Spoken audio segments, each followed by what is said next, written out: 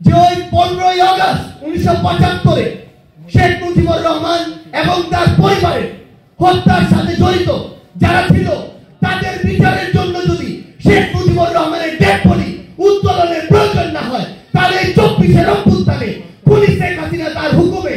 এই বাংলাদেশে যাদেরকে গণহত্যা ঘটিয়েছে, যাদের জীবন নিয়েছে, তাদের বিচারের জন্য কেন তাদের লাশ উত্তোলন করতে হবে?